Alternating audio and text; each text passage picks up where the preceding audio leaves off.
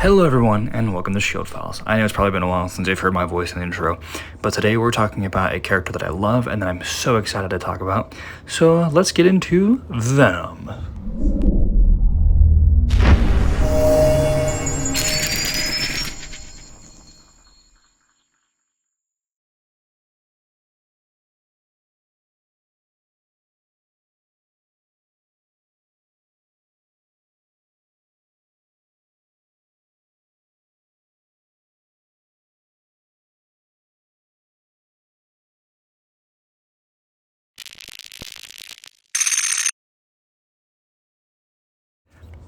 Eddie Brock is a human Caucasian male, standing 6'4" and weighing 290 pounds. His costume consists of a black alien parasite known as a Clintar. Venom is a Clintarian male, standing 7 foot tall and weighing 500 pounds. He usually sports white eyes, a white spider emblem, and jagged teeth with a long tongue. However, this look can depend on its user and however Venom wants to shape himself.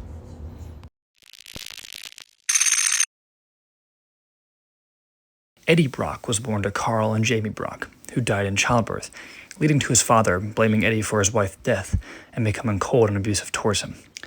Constantly seeking his father's approval, Eddie excelled academically, but his achievements were met with half-hearted encouragement. And when Eddie was a teenager, he stole his father's car and snuck out to get drunk with some friends, attempting to sneak it back before his father noticed. In the process, he accidentally killed his neighbor's young son, leaving him horrified. Carl brutally beat Eddie when he refused to plead innocent, and the charges were dropped when he pled not guilty. However, covering up the incident almost bankrupted Carl, ruining his reputation and further amplified his hatred and resentment towards his son. In his teenage years, Eddie gained entrance to ESU's journalism program by fabricating an internship, and he romanced law student Anne Wang. Though exceptional in athletics, Brock switched his major in college to journalism after reading an article on the Watergate scandal. Upon graduating, he moved to New York City and married Anne. As a member of the Associated Press, he obtained a job as a journalist for the Daily Globe.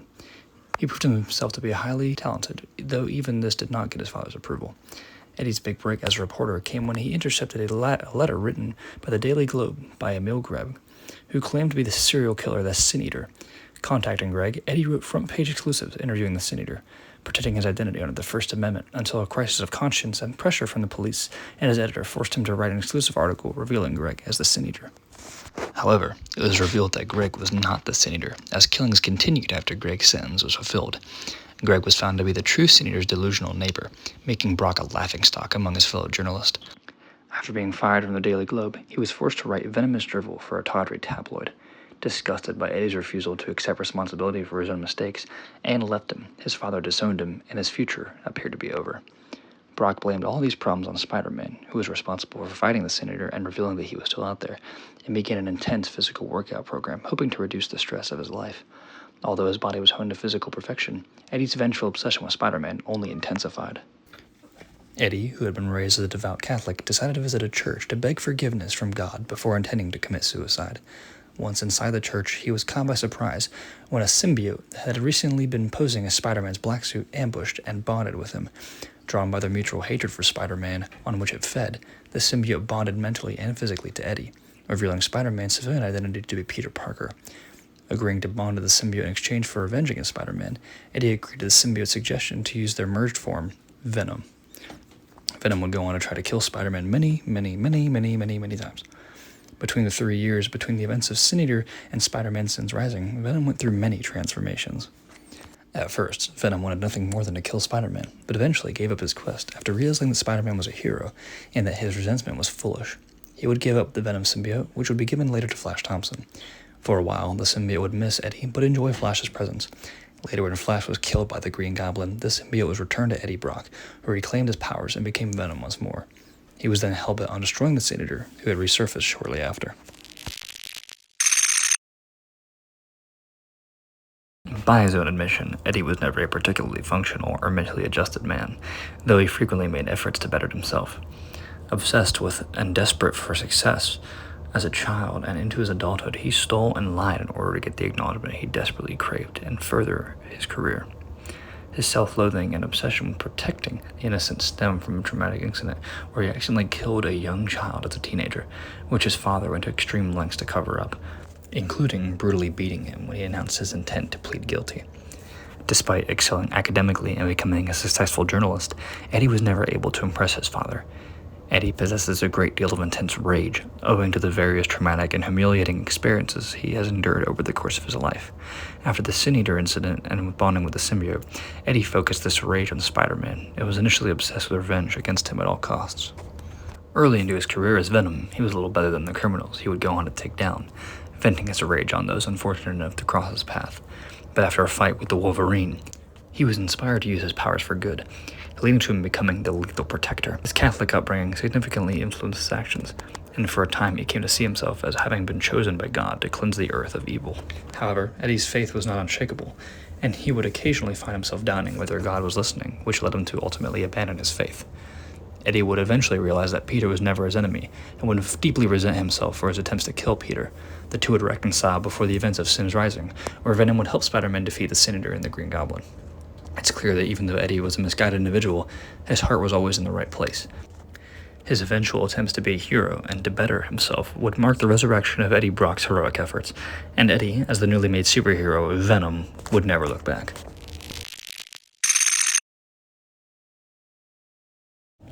Venom is considered a Tier 4 metahuman on the Shield Files ranking scale. Eddie Brock is naturally an athlete, being capable of benching over 1,000 pounds naturally. He can also perform great feats of agility and speed as a normal human. Despite not being classically trained or a martial artist like most of the people that we've covered so far, Eddie has naturally good punching and fighting skills because of his athleticism and natural size. The alien costume, which had grafted itself to the nervous system of Eddie Brock, somehow absorbed the powers of Spider-Man during its brief symbiotic relationship with him. Seemingly due to the lasting impression that Spider-Man had on his psyche due to being rejected by him, these powers had transferred to Brock, so long as they wore the costume, and combined with Eddie's natural bulk to made Venom physically stronger than Spider-Man. Ultimately, the costume's influence hurt more than helped Brock's psyche, and when he finally realized this, he decided to auction it away. But later, the suit was given to Flash Thompson, and when Flash Thompson was killed, Eddie Brock retained the costume and made up with his relationship with Venom, and the two both decided that it would be better for them to work together. Now having gained full control of the Venom symbiote, Eddie was given several different powers, such as... Brock possesses an extreme level of superhuman strength, enabling him to lift over 500 tons. However, he can make himself even stronger than this by increasing his size. Additionally, this increases his pushing and striking power, easily being able to punch the head off of an average superhuman. Venom is able to run up to speeds of 50 miles per hour, easily catching up with people like Spider-Man or a moving car. However, as Agent Venom, the symbiote was shown to be able to traverse 2,960 miles, which for the average human would take 44 days. Venom was able to do this in a span of 3. Venom possesses extreme superhuman stamina, being able to fight for extended periods of time without losing steam or becoming tired. Venom can fight for up to days without being tired at full strength, if not affected by any of his biological weaknesses. Venom is capable of withstanding an unnatural beating.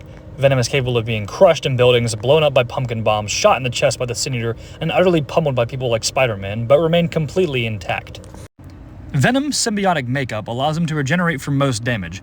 While inside of the symbiote, Eddie's body almost liquefies inside of the suit, keeping his body from any harm. His body can be shot, sliced, punched, and kicked, and regenerate from all of it. To an extent, he can even regenerate some of his weaknesses, like being shot with sonic weapons or with fire. For the sake of this video, I'll condense it all into one little section.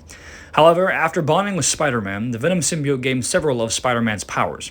He's able to shoot webs from his veins, much like Spider-Man's web shooters. He can crawl on walls and sling from webs, much like Spider-Man. Additionally, Venom has Spider-Man's spider sense, which allows him to see things coming before they even happen. This is great for battle scenarios where Venom can predict an enemy's moves. So essentially, anything you see in the Spider-Man shield file when it comes to powers and abilities, you will see here with Venom. Venom, by manipulating the liquid fibers of his body, is able to change the colors of his body, manifesting in clothing or camouflage. Additionally, Venom can turn invisible by changing his body to reflect light and appear invisible. Due to Eddie sharing a weird double mind thing, Eddie's mental brain waves are connected and disconnected by the symbiote's will, meaning that if at any point a psychic were to attack them, the brainwaves would simply not process the psychic attack.